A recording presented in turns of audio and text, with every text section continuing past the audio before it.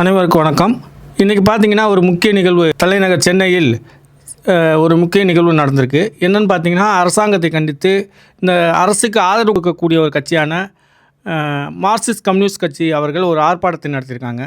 அதில் பார்த்தீங்கன்னா, தலைமைச் செயலாளர் திரு சாய்குமார் சித்தார்த் அவர்களை பதவி நீக்கம் செய்ய வேண்டும், திண்டுக்கல் மாவட்டம் குத்திலியம்பாறை வட்டாட்சியரை பதவி நீக்கம் பண்ண வேண்டும், மாவட்ட ஆட்சித்தலைவர் மீது நடவடிக்கை எடுக்க வேண்டும் என்று பல்வேறு கோரிக்கைகளை இந்த அரசுக்கு கண்டன கோரிக்கைகளாக வலியுறுத்தி மார்க்சிஸ்ட் கம்யூனிஸ்ட் சார்பாக சென்னை சைதாப்பேட்டையில் பனங்கல் மாளிகை அருகில் நடைபெற்ற அந்த ஆர்ப்பாட்டத்தில் மார்க்சிஸ்ட் கம்யூனிஸ்ட் கட்சியைச் சேர்ந்த மாநில செயலாளர் திரு சண்முகம் அவர்கள் ஒரு கண்டன உரையாற்றியிருக்காங்க. இது அரசுக்கு மிகப்பெரிய ஒரு நெருக்கடியை உண்டாக்கியிருக்கோ அப்படின்ற ஒரு சூழ்நிலையை கொண்டு வந்திருக்கு. என்ன சொல்லியிருக்காருன்னா, அந்த ஆர்ப்பாட்டத்தில் இவர்கள் அனைவர் மீதும் நடவடிக்கை எடுக்க வேண்டும் சொல்லிட்டு, அதாவது இந்த அரசுக்கு நாங்கள் முக்கியமா, மாநிலத்தினுடைய தலைமைச் செயலாளர் சாய்குமார் சித்தார்த் முக்கியமா என்பதை முதலமைச்சர் நீங்கள் முடிவு பண்ணிக்கோங்க அப்படின்னு சொல்லியிருக்கிறது ஒரு மிகப்பெரிய ஒரு அதிர்வலையை உண்டு பண்ணியிருக்கு. அவர் பேசிய முழு காணொலியையும் பார்ப்போம். சட்டமன்றத்திலே உண்மையைத்தான் சொல்ல வேண்டும். உண்மைக்கு மாறான தகவல்களை சொன்னா அது உரிமை மீறல். இப்ப அமைச்சர் செங்கோட்டையன் சொன்னது உண்மையா அல்லது மாவட்ட ஆட்சித்தலைவர் சொன்னது உண்மையா? செங்கோட்டையன் சொன்னது உண்மைக்கு மாறானது, தவறானது என்று சொன்னால் அவர் மீது உரிமை மீறல் நடவடிக்கை எடுப்பதற்கு தமிழ்நாடு சட்டப்பேரவை சபாநாயகர் அவர்கள் நடவடிக்கை எடுக்க வேண்டும். உரிமை மீறல் நோட்டீஸ் கொடுக்கும். முதல்ல நாட்டு இது எங்க பிரச்சனை இல்லை. ஒரு மாவட்ட ஆட்சித்தலைவரும் சம்பந்தப்பட்ட துறை அமைச்சரும் மாறி மாறி வேறுபட்ட தகவல்களை நாட்டு மக்கள் முன்னால் தெரிவித்துக் கொண்டிருக்கிறார்கள். எது உண்மை என்கிற தகவல் தமிழ்நாட்டு மக்களுக்கு தெரியப்படுத்த வேண்டியது உங்களுடைய பொறுப்பு. ஆகவே உரிய விசாரணை நடத்தி அமைச்சர் செங்கோட்டையன் அவர்கள் தவறான தகவலை சட்டப்பேரவையில் தெரிவித்திருந்தால் அவர் மீது நடவடிக்கை எடுங்க. மாவட்ட ஆட்சித்தலைவர் பொய்யான அறிக்கையை தமிழ்நாடு அரசுக்கு அனுப்பி இருக்கிறார் என்று சொன்னால் மாவட்ட ஆட்சித்தலைவர் மீது நடவடிக்கை எடுங்க. அதுதான் நாங்க கேட்கிறோம். நீங்க சொன்னதுல இருந்தா நாங்க பூரா பேசிட்டு இருக்கிறோம். நாங்களா இட்டு கட்டி இதை செய் அதை செய்யு சொல்லல. அதே மாதிரி நம்ம பீமராவ் சொன்ன மாதிரி நான் என்ன கேட்க விரும்புறேன், வட்டாட்சியரா இருக்கட்டும் மாவட்ட ஆட்சியரா இருக்கட்டும், அவங்க எல்லாம் பொதுமக்களுடைய சர்வெண்ட். என்னமோ அந்த சேர்ல போய் உட்கார்ந்தோம்னா வானளாவிய அதிகாரம் தங்களுக்கு இருப்பதை போல கருதி கொண்டு உள்ள வரக்கூடாது, இத்தனை மணிக்கு தான் வரணும், இத்தனை மணிக்கு தான் போகணும்.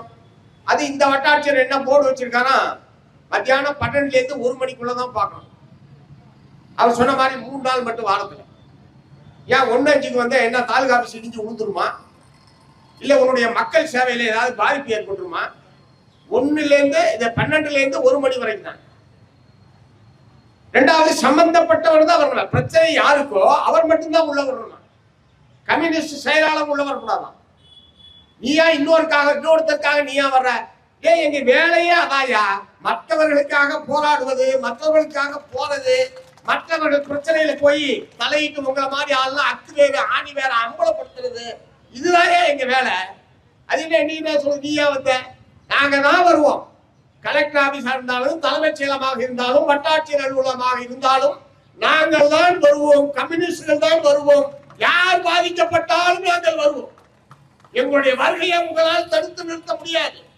நீ வேணா போர்டை மாத்திக்க, நீ வேணா டயத்தை மாத்திக்க, நாங்க வருவோம். ஆனா அவர் கண்டிஷன் போட்டிருக்காரு, நீ வரக்கூடாது. அதை ஒட்டிதான் இந்த கணக்கெடுப்பே நடத்துறாரு. யாரெல்லாம் கம்யூனிஸ்ட் இருக்காங்க, சிபிஐ யாரு, சிபிஐ யாரு இருக்கா, இந்த கணக்கெடுப்பு நடத்தா அதை வச்சுக்கிட்டு ஒருவேளை வெளியே ஏதாவது விளம்பர போர்டு வைக்கலாம்னு நினைச்சாரான்னு தெரியல. குத்திலியம்பாறையில சண்முகம் கம்யூனிஸ்ட், சிபிஎம் இந்த மாதிரி ஆள்லாம் வந்தா உள்ள விடாதாலும் போர்டு கீடு வைக்கலாம்னு முடிவு பண்ணியிருந்தாரான்னு தெரியல. இல்லைன்னா எதுக்கு இந்த கணக்கெடுப்பு? அரசாங்கமே அந்த மாதிரி கணக்கெடுப்பு நடத்த சொல்ல, மத்திய அரசு அந்த மாதிரி கணக்கெடுப்பு நடத்த சொல்ல. அவசர நிலை காலத்தில் இத்தகைய நிலைமை என்பது கிடையாது. அது யாருக்கிட்ட? பல 144 தடை உத்தரவை மீறிய வரலாறு படைத்தவர்கள் நாங்கள். 144 மதிக்காத நாங்கள் உங்களுடைய போர்டையா மதிக்க போறோம்? கொஞ்சமாவது அறிவு இருக்கணும்ல. எத்தனை முறை 144 தடை உத்தரவை சந்தித்த இயக்கம் இது. கீழத்தஞ்சை மாவட்டத்தில் அநேகமாக பல மாத கணக்காக 144 தடை உத்தரவை சந்தித்தவர்கள் நாங்கள். கடைசியாக நீதிபதி தினகரனுடைய நில போராட்டத்தில் 144 தடை உத்தரவு கலைஞர் ஆட்சி காலத்திலே போடப்பட்டது. 144 தடை உத்தரவை மீறிதான் அந்த நில போராட்டம் என்பது நடைபெற்றது. ஆகவே யார்கிட்ட நீங்க நாங்க போர்டு வச்சுட்டோம், நாங்க உத்தரவு போட்டுட்டோம், ஆகவே இதுதான் நாங்க நடைமுறைப்படுத்துவோம். சுதந்திரத்திற்கு முன்பாகவும் கம்யூனிஸ்ட் கட்சி தடை செய்யப்பட்டிருக்கிறது. விடுதலைக்கு பிறகும் கம்யூனிஸ்ட் கட்சி தடை செய்யப்பட்டிருக்கிறது. சட்டத்தால் தடை செய்யப்பட்டதை தவிர எங்களுடைய தோழர்களுடைய இயக்கத்தை ஒருவனாலும் தடை செய்ய முடியவில்லை என்பதுதான் எங்களுடைய வரலாறு. தயவு செய்து இருக்கக்கூடிய அதிகாரிகள், இருக்கக்கூடிய அமைச்சர்கள், கம்யூனிஸ்ட் கட்சியினுடைய கம்யூனிஸ்ட் இயக்கத்துடைய வரலாறு நூல்களை நீங்கள் படியுங்கள். நீங்க தேடியெல்லாம் அலைய வேணாம். இல்லைன்னா நாங்க ஒரு பெரிய நூலகம் வச்சிருக்கோம் எங்களுடைய மாநில குழு அலுவலகத்துல. அங்க வந்து எடுத்துட்டு போய் படிங்க. நீங்க அங்க உட்கார்ந்து கூட படிக்க வேணாம். இல்லை என்றால் ஒரு பெரிய பதிப்பகத்தை நாங்கள் நடத்தி கொண்டிருக்கிறோம், பாரதி புத்தகாலயம் என்று சொல்லி. அறிவாலயத்துக்கு அருகிலே தான் இருக்கிறது அது. அங்க போய் கேட்டீங்கன்னா எங்கள் சம்பந்தப்பட்ட எல்லா நூல்களும் பகிரங்கமாக கிடைக்கும். அதை வாங்கி படிங்க. முதல்ல யாருக்கிட்ட என்ன மாதிரி நடந்துக்கணும், யாரை எதிர்த்து எத்தகைய உத்தரவு போட்டா நீங்க போடுற உத்தரவுக்கு ஒரு மரியாதை இருக்கணும்ல. நீங்க போடுற உத்தரவுக்கு ஒரு மரியாதை இருக்கணும்ல. நீங்க போடுற உத்தரவு யாருக்கிட்ட போட்டோம்? கம்யூனிஸ்ட்கிட்ட போய் உத்தரவு போட்டு அதை பூரா நீங்க மதிச்சு நடந்துங்க அப்படின்னு சொன்னா அதை மதிக்கணுமா மிதிக்கணுமான்றது நாங்க தான் முடிவு பண்ணுமே தவிர வேற எவனும் எங்களுக்கு உத்தரவு போட முடியாது. நான் திட்டவட்டமா சொல்ல விரும்புறேன். அதை மதிக்கணுமா மிதிக்கணுமா என்பது நாங்கள் முடிவெடுக்க வேண்டிய விஷயமே தவிர அதிகார வர்க்கம் எங்களுக்கு உத்தரவிட முடியாது. ஆகவே தலைமைச் செயலாளர் சாய்குமார் அவர்கள் 27, 28 அவர் அந்த கூட்டத்தை நடத்துறாரு.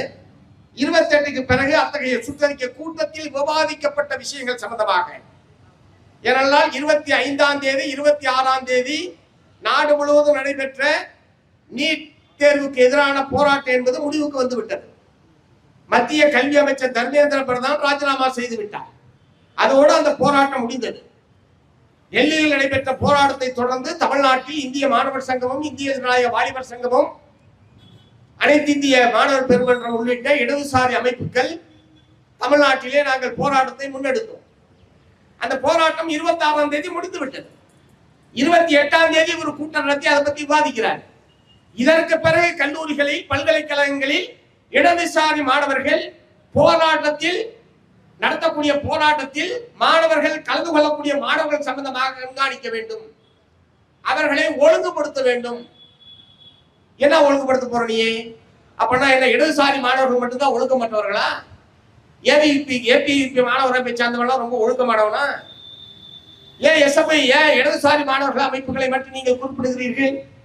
எல்லா கட்சிக்கும் தானே மாணவர் அமைப்பு இருக்கு. திமுகவுக்கு மாணவர் அமைப்பு இருக்கு, அதிமுகவுக்கு மாணவர் அமைப்பு இருக்கு, பாரதிய ஜனதா கட்சி RSS ஏபிவிபி என்பது இருக்கிறது. ஏன் அதெல்லாம் குறிப்பிடாம இடதுசாரிகள் மாணவர்கள் அமைப்புகளை மட்டும் எதற்காக நீங்கள் குறிப்பிடுகிறீர்கள்? அது என்ன தடை செய்யப்பட்ட அமைப்பா? அது என்ன ஜனநாயகத்துக்கு விரோதமாக செயல்படுகிற அமைப்பா? சொல்ல போனால் ஜனநாயகத்துக்கு விரோதமாக காவல்துறை தான் நடந்து கொண்டிருக்கிறது. ஜனநாயகத்துக்கு விரோதமாக அதிகார வர்க்கம் தான் நடந்து கொண்டிருக்கிறது. நாங்கள் ஜனநாயக பூர்வமாக போராடுகிற உரிமை அரசியல் சாசனம் வழங்கி இருக்கிறது என்கிற முறையில் எங்களுடைய மாணவர்கள் இளைஞர்கள் போராடுகிறார்கள். கல்வியை பாதுகாக்க, கல்வி உரிமையை பாதுகாக்க, கல்வியில் இருக்கக்கூடிய மோசடி மொள்ளமாடித்தனம் முடிச்சவித்தனத்தை எதிர்த்து எங்களுடைய மாணவர்கள் நாடு பூரா போராடி கொண்டிருக்கிறார்கள். சட்டப்படி தான் நாங்கள் அந்த போராட்டத்தை நடத்தி கொண்டிருக்கிறோம். அதை தடுப்பதற்கு, அதை முறைப்படுத்துவதற்கு உங்களுக்கு உரிமை இருக்கிறதே தவிர தடுப்பதற்கு உங்களுக்கு யார் அதிகாரம் கொடுத்தது? ஆனால் தடுக்கிற நடவடிக்கையில் தான் தமிழ்நாடு காவல்துறை தொடர்ந்து ஈடுபட்டுக் கொண்டிருக்கிறது. நீங்கள் தான் சட்டவிரோதமாக நடந்து கொண்டிருக்கிறீர்களே தவிர நாங்கள் அல்ல. எங்களுடைய மாணவர்கள் போராடுகிற போதெல்லாம் போராடுகிற மாணவர்கள் எண்ணிக்கையை விட 2 மடங்கு 3 மடங்கு காவல்துறையை கொண்டு வந்து குவித்து அச்சுறுத்துவது, கொன்று கூடவே விடாமல் தடுப்பது, போராட்டத்தை துவங்க விடாமல் தடுப்பது போன்ற எல்லா விதமான சட்டவிரோதமான நடவடிக்கையில் ஈடுபடுவது தமிழக காவல்துறை. நீங்கள் ஒழுங்குபடுத்த வேண்டியது காவல்துறையே தவிர மாணவர்களை அல்ல. எங்களுடைய மாணவர்களை விட சிறந்த ஒழுங்கான ஒழுக்கமான மாணவர்களை வேற எங்கேயுமே நீங்கள் காண்பிக்க முடியாது. அதை நாங்கள் சுய ஒழுக்கத்தை நாங்கள் கற்றுத் தருகிறோம். ஒரு அமைப்புக்கு உட்பட்ட மாணவர்கள் என்கிற முறையில் அவர்கள் சட்டத்துக்கு உட்பட்டு எப்படி சிறப்பாக செயல்பட வேண்டும் என்பதற்கான பயிற்சியை நாங்கள் அளிக்கிறோம். இந்திய மாணவர் சங்கத்தின் முழக்கம் என்னன்னு தெரியுமா உங்களுக்கு? படிப்போம் போராடுவோம், போராடுவோம் படிப்போம் சொல்லல, ஸ்டடி அண்ட் ஸ்ட்ரகிள் என்பதுதான் எங்களுடைய முழக்கம். மாணவர்களுக்கு படிப்பு முதன்மையானது, முக்கியமானது. படிப்புக்காக போராடுவோம் என்பதைத்தான் நாங்கள் நாடு முழுவதும் நடைமுறைப்படுத்திக் கொண்டிருக்கிறோம். எங்களுடைய அமைப்புகள் வரக்கூடிய மாணவர்களுக்கு அதைத்தான் நாங்கள் கற்றுத்தந்து கொண்டிருக்கிறோம். அத்தகைய மாணவர் அமைப்பை சார்ந்தவர்களை பார்த்து அவர்களுக்கு ஒழுக்கத்தை கட்டித்தர வேண்டும், போராட்டத்தை ஈடுபடுபவர்களை கண்காணிக்க வேண்டும் என்று சொல்லி ஒரு தலைமைச் செயலாளர் தலைமையிலான குழு சுற்றறிக்கை அனுப்புகிறது என்று சொன்னால் இது எப்படி அவ்வளவு சுலபமாகவும் யதார்த்த பூர்வமானது தெரியாமல் நடந்துவிட்டது என்று எப்படி நாங்கள் எடுத்துக்கொள்ள முடியும்? அவ்வளவு விவரம் இல்லாத ஆளை எதுக்கியா தலைமைச் செயலாளர் வச்சிருக்கிறேன்? நீங்க சொல்றதுக்கு வாதத்துக்கே வச்சீங்க. அவ்வளவு விவரம் இல்லாத ஆளை, தப்பும் தவறமா அறிக்கை வெளியிடுற ஒரு ஆளை எதுக்கு தலைமைச் செயலாளர் வச்சிருக்கிறேன்? நீக்கு ஏன்னா ஐஏஎஸ் தகுதி வாய்ந்த தலைமைச் செயலாளர் பொறுப்பை நிறைவேற்றுவதற்கு பொருத்தமான தகுதி வாய்ந்த ஐஏஎஸ் அதிகாரிகளே தமிழ்நாட்டில் இல்லையா? இவர் எங்கேயுமே வந்தார்ல, அதே மாதிரி இல்லைன்னா ஒரு வேலை இல்லைன்னு நீங்க முடிவு பண்ணீங்கன்னா, எங்களுக்கு தெரிஞ்ச நிறைய திறமை வாய்ந்த பொருத்தமான நிறைய ஐஏஎஸ் அதிகாரிகள் தமிழகத்திலே இருக்கிறார்கள். கூடுதல் தலைமைச் செயலாளர் என்ற பொறுப்பிலேயே ஒரு 10-20 பேர் இருக்காங்க. ஏன்னா அங்கெல்லாம் ஒரு தலைமைச் செயலாளர் ஒருத்தர் தானே இருக்க முடியும். அதனால கூடுதல் தலைமைச் செயலாளர் 10-20 பேர் இருக்காங்க தமிழ்நாட்டில். ஒருவேளை இங்க இருக்கிற யாருமே லாய்க்கு இல்லை அப்படின்னு நீங்க முடிவு பண்ணா வெளியில இருந்து கூட கொண்டு வாங்க. நான் என்ன கேட்க விரும்புறேன், இவருக்கு எதுக்கு பதவி நீட்டிப்பு? இரண்டாவது, இவர் இங்கிருந்து ப்ரமோஷன் அல்லது பதவி நியமனம் செய்யப்பட்டவர் அல்ல. திரு சாய்குமார் ஐஏஎஸ் அவர்கள் இங்கு நியமனம் செய்யப்பட்டவர் அல்ல, தேர்தல் ஆணையத்தால் நியமனம் செய்யப்பட்டவர். நியமனம் செய்யப்பட்டவரை மேலும் நீங்கள் பதவி நீட்டிப்பு வழங்குகிறீர்கள். எதற்காக பதவி நீட்டிப்பு வழங்கணும்? பதவி நீட்டிப்பில் இருக்கிறவரை பதவியிலிருந்து நீக்கிடுங்க. நிரந்தரமான ஒரு தலைமைச் செயலாளரை பதவியில நீங்க போட்டுங்க. கம்யூனிஸ்ட போடணும்னு நாங்க சொல்லல, உங்களுக்கு வேண்டியாலே நீங்க போட்டுங்க. இடதுசாரியோ முற்போக்கோ பிற்போக்கா இருந்தாலும் புறம்போக்கா இருந்தாலும் உங்களுக்கு பிடிச்சதுனா நீங்க போட்டுங்க, எங்களுக்கு அது பிரச்சனை இல்லை. ஆனா இவர் நீடிக்கக்கூடாதுன்றது மட்டும்தான் எங்களுடைய கோரிக்கை. இவர் நீடிக்கப்படாது. இந்த மாதிரியான ஒரு தவறை செய்தவர் அந்த பொறுப்பினை நீடிக்க கூடாது என்பதுதான் எங்களுடைய கோரிக்கை. உடனடியாக அதன் மீது எப்படி உயர்கல்வி ஆணையர் சுற்றறிக்கை அனுப்பினார், அவருக்கு விளக்கம் கேட்டு விசாரணை விளக்கம் கேட்டு நீங்கள் நோட்டீஸ் அனுப்பியிருக்கிறீர்கள். இதற்கு மூல காரணமாக இருந்தவர் சாய்குமார் ஐஏஎஸ் தலைமைச் செயலாளர் அவர்கள். அவருக்கு நீங்க முறைப்படியே நடவடிக்கை எடுங்க. நாங்களாம் எடுத்த கவிழ்த்தெல்லாம் நடவடிக்கை எடுக்கிறத தொழிலாளி மீது அப்படி நடவடிக்கை எடுத்தாவே நாங்க விட மாட்டோம், நாங்க ஒத்துக்க மாட்டோம். அதனால எடுத்த கவிழ்த்தெல்லாம் நடவடிக்கை எடுக்கலாம் நான் சொல்ல. உயர்கல்வி ஆணையருக்கு நீங்க விளக்கம் கேட்டு நேற்று மாலையை நோட்டீஸ் அனுப்பியிருக்கீங்கல்ல, அதே மாதிரி சாய்குமார் ஐஏஎஸ்க்கு நீங்க நோட்டீஸ் அனுப்புங்க. எப்படி இந்த மாதிரி ஒரு கூட்டம் நடத்துனீங்க? ஏன்னால் என்னிடம் பேசக்கூடிய அமைச்சர்கள் எங்களுடைய கவனத்துக்கு வராமல் இது நடந்து விட்டது என்றுதான் அவர்கள் சொல்லுகிறார்கள். நான் அதனாலதான் பேட்டியில கூட சொன்னேன், அப்ப அதிகாரிகள் தன்னிச்சையாக தானடித்த முப்பாக செயல்படுகிறார்களா? தமிழ்நாடு அரசாங்கத்தின் கட்டுப்பாட்டில் அதிகாரிகள் இருக்கிறார்களா? அதிகாரிகளின் கட்டுப்பாட்டில் தமிழ்நாடு அரசாங்கம் இருக்கிறாங்க. சிம்பிள் கேள்வி. இதற்கு பதில் சொல்ல வேண்டியவர் நம்முடைய மாண்புமிகு முதலமைச்சர் அவர்கள். என்னுடைய கட்டுப்பாட்டில் தான் தமிழ்நாடு இருக்கிறது, என்னுடைய கட்டுப்பாட்டில் தான் தமிழ்நாடு அரசு அதிகாரிகள் இருக்கிறார்கள். ஆகவே நாங்கள் இது போன்ற தவறு என்பது இது நடந்து விட்டது, இனிமேல் நடக்காமல் பார்த்துக் கொள்கிறோம் என்று தன்னிலை விளக்கம் கொடுக்க வேண்டியவர் தமிழ்நாடு முதலமைச்சரை தவிர வேற யாரும் கிடையாது. ஆகவே இந்த பிரச்சனையில் காரணமானவர்கள் மீது நடவடிக்கை எடுங்க, அவ்வளவுதான் எங்களுடைய கோரிக்கை. அதுக்காக தான் இந்த ஆர்ப்பாட்டம். ஆனால் உங்களுடைய சுற்றறிக்கையோ உங்களுடைய சட்டங்களோ விதிமுறைகளோ அவையெல்லாம் எங்களை அதன் காரணமாக நாங்கள் அதுக்கு நாங்கள் உட்படுத்திக் கொள்வோம் என்றெல்லாம் நீங்கள் கருத வேண்டிய அவசியம் இல்லை. எங்களுடைய பணி என்ன, எங்களுடைய செயல்பாடு எப்படி இருக்க வேண்டும் என்பதை நாங்கள் தான் தீர்மானிப்போம்.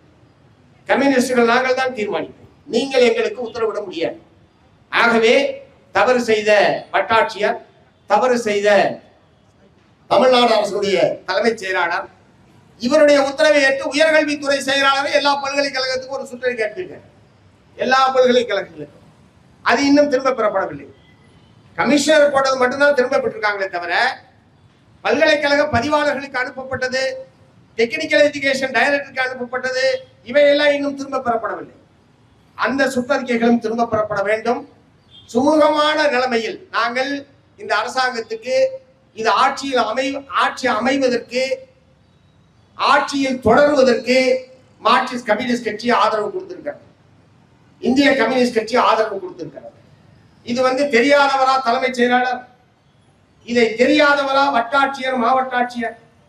ஆகவே இடதுசாரிகளுடைய ஆதரவோடு தான் இந்த அரசு நீடிக்கிறது என்று தெரிந்ததற்கு பிறகும் இடதுசாரிகள் மீது இத்தகைய நோக்கப்பூர்வ உள்நோக்கத்தோடு இத்தகைய அறிக்கைகள் எல்லாம் அனுப்பப்படுகிறது, சுற்றறிக்கை அனுப்பப்படுகிறது என்று சொன்னால் அவர்களை வைத்துக் கொண்டு நீங்கள் ஆட்சியை நடத்தப் போகிறீர்களா, இடதுசாரிகளை வைத்துக் கொண்டு ஆட்சியை தொடரப் போகிறீர்களா?